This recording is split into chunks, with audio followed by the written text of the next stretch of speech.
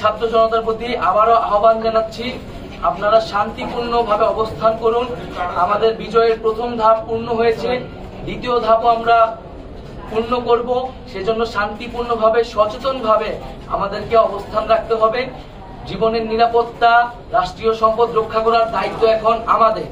এই সারা দেশের মানুষকে আবারও আহ্বান জানাচ্ছি, আপনারা শান্তিপূর্ণভাবে অহিংসভাবে অবস্থান নিন এবং আমাদের দেশ গঠনের জন্য প্রস্তুত হন। ছাত্রদের নেতৃত্বে আন্দোলন অভ্যুত্থান ঘটেছে। ছাত্ররা এই মুহূর্ত থেকে প্রত্যেকটি ক্যাম্পাসে হলে গিয়ে প্রবেশ করবে এবং বিশ্ববিদ্যালয়ে নিজেদের অবস্থান রাখবেন। এবং আমাদের যে লিয়াজু কমিটিটি, সেটি আমাদের শ্রদ্ধেয় বড় ভাই এবং আমাদের ঢাকা বিশ্ববিদ্যালয়ের আইন বিভাগের শিক্ষার্থী মাহফুজ আব্দুল্লাহ, তার সমন্বয়ে রাতের মধ্যে একটি লিয়াজু কমিটি আমরা ঘোষণা করব, যারা সকল পক্ষের সাথে আলোচনা করবে। এবং আমরা সারা দেশের মানুষের প্রতি মুক্তিকামী, আমরা আপনাদের সাথে যে সম্পর্কটি গড়ে উঠেছে সেটা সবসময় সৌহার্দ্যপূর্ণ ছিল। আমরা আমাদের জায়গা থেকে প্রত্যেক সময়টি জানিয়েছি যে আমাদের যে সাংবাদিক ভাইরা রয়েছেন, বোনেরা রয়েছেন, তাদেরকে যেন সর্বোচ্চ সহযোগিতাটুকু করা হয়। আপনারা দেখে থাকবেন আমাদের যে মূল গ্রুপ রয়েছে সেখান থেকে আমরা সবসময় এটি পোস্ট করেছি। ইভেন ব্যক্তিগত টাইমলাইন থেকে আপনারা যদি চেক করে দেখেন, আমরা আজকে দিয়েছি, গতকালকে দিয়েছি, যখনই আপনাদের জায়গা থেকে এই অভিযোগগুলো এসেছে। আমরা বিশ্বাস করি, আমরা আন্দোলন করেছি রাজপথে, কিন্তু সেটি পুরো দেশ থেকে পুরো বিশ্বে ছড়িয়ে পড়েছে আপনাদের মাধ্যমে। এবং আমরা এটি বিশ্বাস করি যে আপনারা আপনাদের জায়গা থেকে এই কথাটি ছড়িয়ে দিতে পেরেছেন বলেই আজকে বাংলাদেশে এমন একটি গণঅভ্যুত্থান সম্ভব হয়েছে। সেই জায়গা থেকে আমাদের কথা হচ্ছে যে আমরা অবশ্যই যা হয়েছে এটা কোনোদিন সমর্থন করি না, এবং এটার জন্য যেভাবে উপযুক্ত ব্যবস্থা গ্রহণ করা প্রয়োজন আমরা আমাদের জায়গা থেকে সর্বোচ্চটুকু দিয়ে সেটি করব।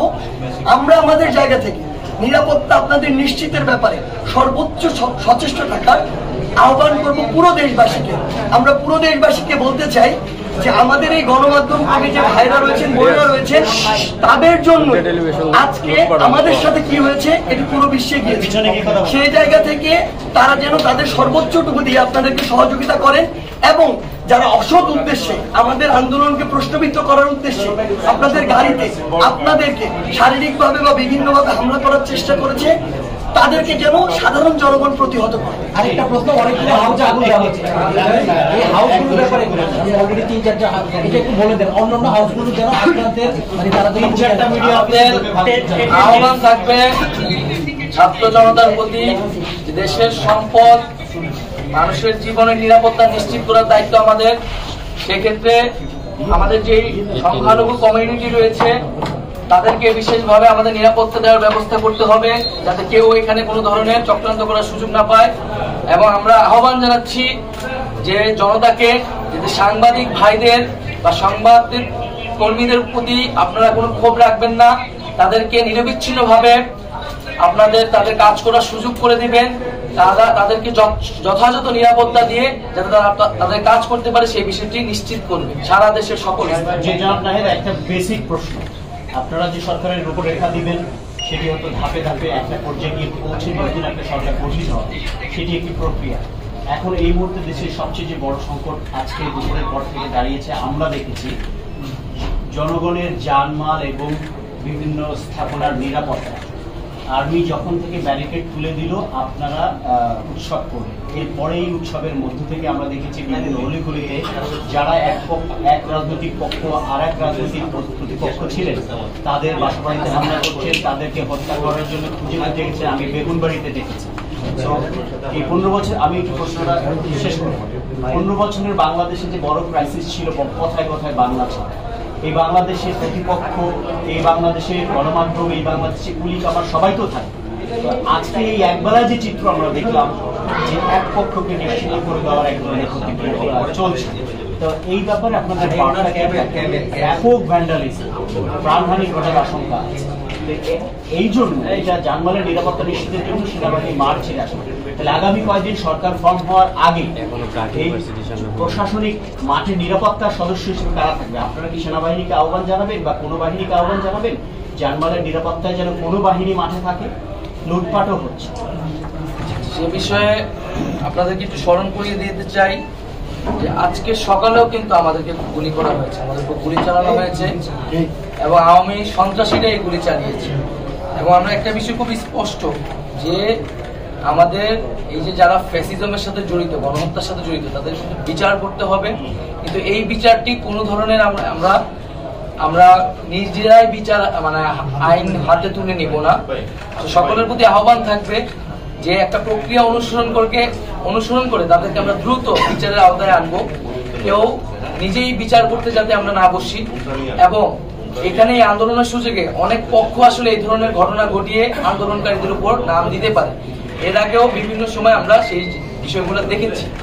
তো আমরা আমাদের জায়গা থেকে অবশ্যই রাজপথে থাকবো এবং আমাদের সারা দেশের সমন্বয়কারীদের আমরা এই আহ্বান বার্তা পৌঁছে দিব যাতে তারা প্রত্যেকের জীবনের নিরাপত্তা, জানমাল এবং রাষ্ট্রীয় সম্পদকে যাতে রক্ষা করতে সচেষ্ট হয়।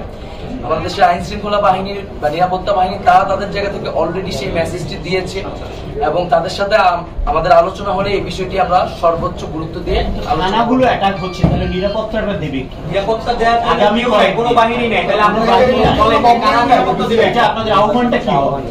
আপনারা তো সব জায়গায় পাহারা দিতে পারবেন না, এটা আপনাদের কাজও এর জন্য তো বাহিনী আছে। তো সেই জায়গাটা কিভাবে নিশ্চিত হবে? কালকে আমার বাসায় বা একজনের বাসায় যে হামলা করবেন এটা কি জিপিএস? আমাদের সারা দেশে আপনারা কিন্তু জানেন যে সারা দেশের সকল জায়গায় আমাদের আসলে সমন্বয় কমিটি রয়েছে এবং অনেকগুলো কমিটি ইন্টারনালি রয়েছে, হয়তো এক্সটার্নালি আমরা প্রকাশ করি। এবং এই আন্দোলন চলাকালীন সময় কিন্তু আমরা নাগরিকদের সাথে নিয়ে সংগ্রাম কমিটিও আমাদের গঠন করা হয়েছে। আমাদের সাংগঠনিক সেই সক্ষমতা আমরা মনে করি আছে যে মানুষের প্রতি সেই মেসেজটি পৌঁছানোর জন্য এবং নিরাপত্তার বিষয়টি নিশ্চিত করার জন্য। এবং আমরা মনে করি যে মুক্তিকামী ছাত্র জনতা যে কমিটমেন্ট নিয়ে ন্যায় বিচার প্রতিষ্ঠা করার, জীবনের নিরাপত্তা প্রতিষ্ঠা করার কমিটমেন্ট নিয়ে এসেছে, তারা সেই কমিটমেন্টের প্রতি শেষ পর্যন্ত শ্রদ্ধাশীল থাকবে। আমার আর কিছু প্রশ্ন, আপনারা যারা শহীদ হয়েছে তাদের প্রতি শ্রদ্ধা জানিয়েছেন, বিচার হবে, এই শহীদ পরিবারগুলো এখন অর্থনৈতিকভাবে ভীষণ ক্ষতিগ্রস্ত, যদি অর্থ দিয়ে জীবনের দাম হয়, তাদের জন্য আপনারা আসলে কি করবেন? এই শহীদ ছাত্র তথা পুলিশ আমার অনেকেই মারা গেছে, তাদের জন্য আপনাদের আমরা কিন্তু আমাদের এই 1 দফা আসার আগে 9 দফাতে এই বিষয়গুলো আমরা বলেছিলাম। অবশ্যই সেই বিষয়গুলো তো থাকবেই।